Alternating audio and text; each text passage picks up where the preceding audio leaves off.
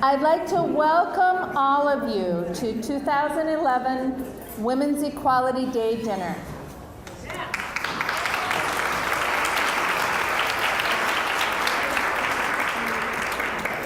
I am Michelle Martin, or Michelle Martin Mills, depending on how you know me, and I'm this evening's MC. I am a marriage and family therapist, psychologist, and sex therapist in private practice in downtown Muskegon. Well, I don't know if that was for the sex therapy or the psychology. It was for all of it. Oh, right. There you go. And I'm, as one of the owners and partners at Harbor Psychological Associates and Harbor Center for Sexual Health, I'm also a de facto business owner, which is in keeping with this year's theme of Women Mean Business. This event is co-sponsored by the Muskegon, Ottawa chapter of the National Organization of Women, and Harbor Unitarian Universalist Congregation, where I've been a member for 11 years. So that's why I didn't know the proper saying. Thank you, Jackie. Women's Equality Day was first established in 40 years ago, 1971, by a bill introduced by Representative Bella Abzug, commemorating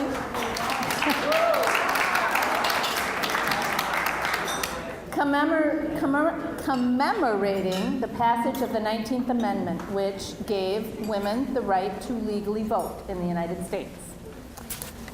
Locally, the dinner's been celebrated on and off since the 70s and every year for the past decade or so. Representing Muskegon, Ottawa now is Faith Groesbeck. Faith is in her second year as president of NOW. Faith?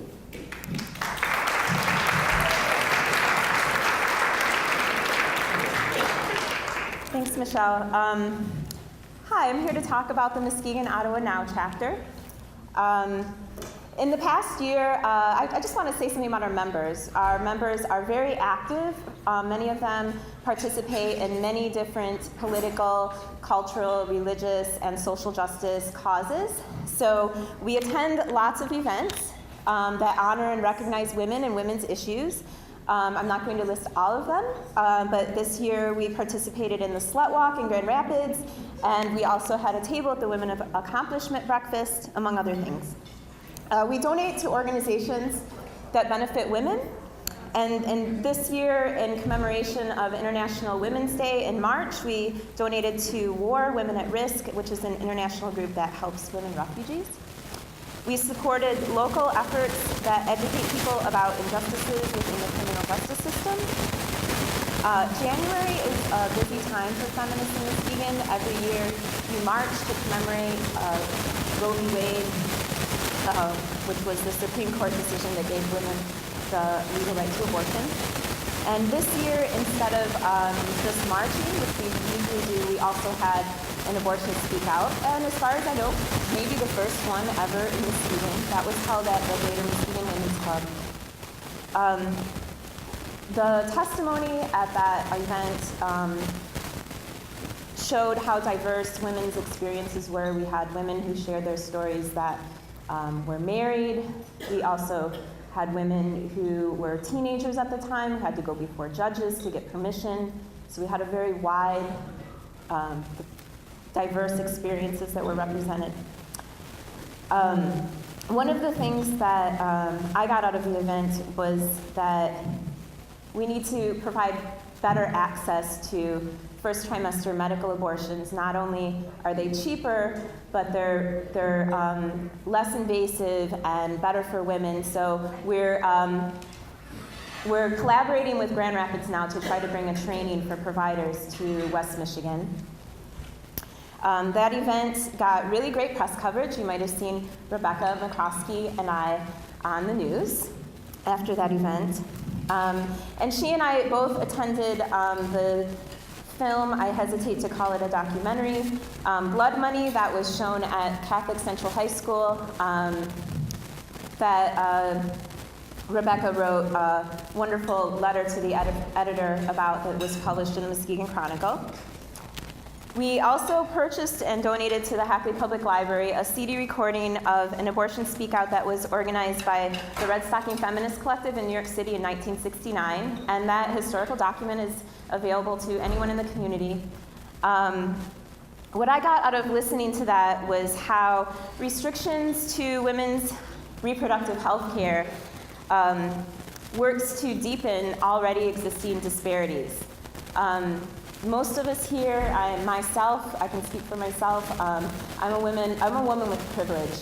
If someone tries to take away my rights, I can get on the phone and I can call somebody. I can get a plane ticket to Mexico. I can get a cab ride to Holland. I can get the services that I need. When we're fighting for reproductive rights, we're fighting for the women who don't have that privilege.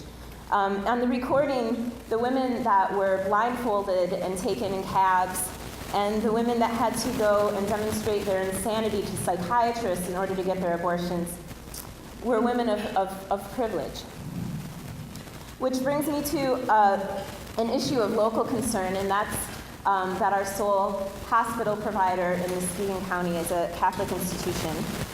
And I'm not going to badmouth that institution. Their own employees can do that much better than I ever could.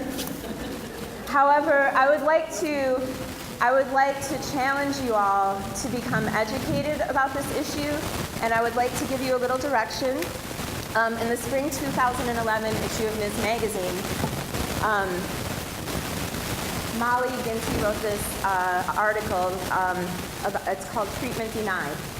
And in this article is a list of all of the services that can be denied to women under the ethical and religious directives of Catholic healthcare institutions.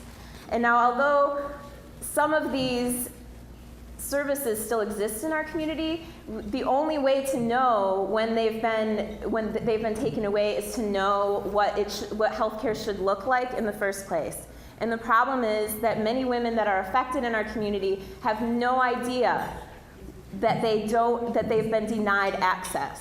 So our job is to learn what that looks like so that we can educate them. Part of being a feminist is to listen to women's stories, and when they talk to us, to believe them. In the last year, we had 2 attorneys from the Center for Reproductive Rights come to Muskegon. They had a Know Your Rights event at MCC last spring. They were conducting a fact-finding mission, and they're in the process of creating a report that's going to be published in February. Muskegon was one of 3 communities that was chosen for that report because we have a sole Catholic healthcare institution for our hospital. So I encourage all of you to be aware of that and to go on their website and find that information. It's our job to make sure that no woman's life in Muskegon is ever endangered because she has lost access to life-saving services. I am really proud to be the president of Muskegon Chapter. I'm glad that there is a place that I can go every month to be around other feminists and to talk about these types of issues and to take action. So I hope that you'll join us. There's information about becoming a member at the table when you enter. So thank you very much.